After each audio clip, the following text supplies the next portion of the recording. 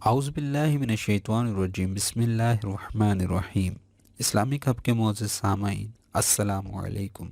حضرت خباب رضی اللہ تعالی عنہ، بخاری میں ذکر ہے، کتب حدیث میں، کتب سیرت میں ذکر۔ حضرت خباب رضی اللہ تعالی عنہ نے اس وقت کلمہ پڑھا جب ابھی 5 لوگ کلمہ پڑھتے تھے، کل بندے السابقون الاولون۔ آپ فرماتے ہیں جس عورت کا میں غلام تھا نا، ام انمار اس کا نام تھا،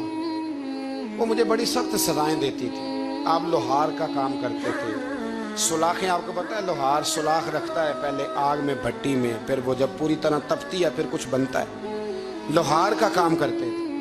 آپ فرماتے ہیں ام انمار میرے ساتھ یہ کرتی کہ مجھے سخت اذیت دیتی، کلمہ چھوڑنے پر مجبور کرتی۔ ایک دفعہ تو ایسے ہوا کہ اس نے کافروں کی ڈیوٹی لگائی، میں گلی سے گزر رہا تھا،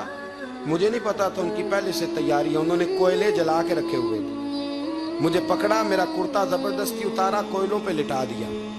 اور میرے وجود پر وزنی پتھر رکھ دیے۔ فرماتے ہیں میری چربی پگھلی تو کوئلے بجھے۔ یہ شہادت گاہ الفت میں قدم رکھنا، لوگ آسان سمجھتے ہیں مسلمان ہونا، زخم پہ زخم کھا کے جی، خون جگر کے گھونٹ پی، آہ نہ کر لبوں کو سی، یہ عشق ہے کوئی دل لگی نہیں، اس میں بڑی برداشت کرنی پڑتی ہے۔ آپ فرماتے ہیں کہ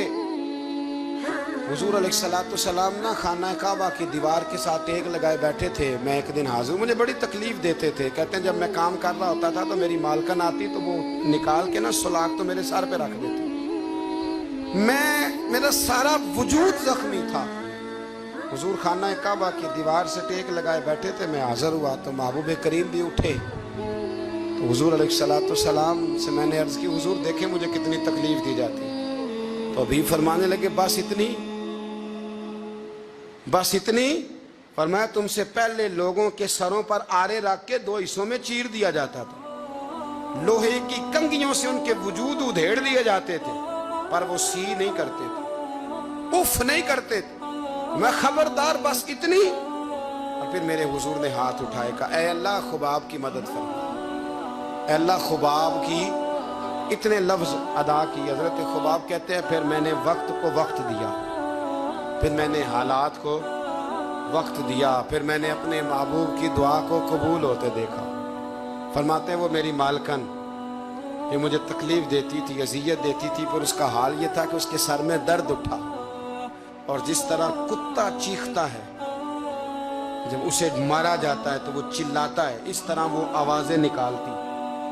پھر وہ بہت بڑے طبیب کے پاس گئی تو اسے کسی نے کہا کہ لوہے کی سلاخوں سے اپنے سر کو دگوایا کر، داغ دیا کر، اسے جلایا کر جگہ جگہ سے، تاکہ تیرے اندر کا درد ختم ہو۔ تو آپ فرماتے ہیں پھر لوگوں میں نے صبر اور استقامت کا رزلٹ دیکھا کہ وہ جو مجھے بطور سزا میرے سر پہ سلاخیں رکھتی تھی، پھر وہ بطور دوائی منگانے لگی، میں سلاخ گرم کر کے لاتا اس کے سر پہ رکھتا، فرماتے ہیں پھر اسے سکون ہوتا، پھر وہ تڑپتی، اور چونکہ مجھے تو وقت یاد تھا نا، کہتے ہیں لیکن میں مصطفیٰ کریم کا کلمہ پڑھتا تھا، میں نے کبھی دوبارہ پلٹ کر اسے یہ بات یاد نہ کریں۔ آپ وقت دیں، ماحول کو ٹائم دیں، آپ دیکھیں، ہاں یہ ضرور دیکھ لیں کہ آپ کے ضمیر کے اندر کوئی ایسی بات تو نہیں، کوئی ایسا معاملہ تو نہیں کہ جہاں آپ غلط ہیں، اور اگر ایسا نہیں پھر آپ وقت دیں آنے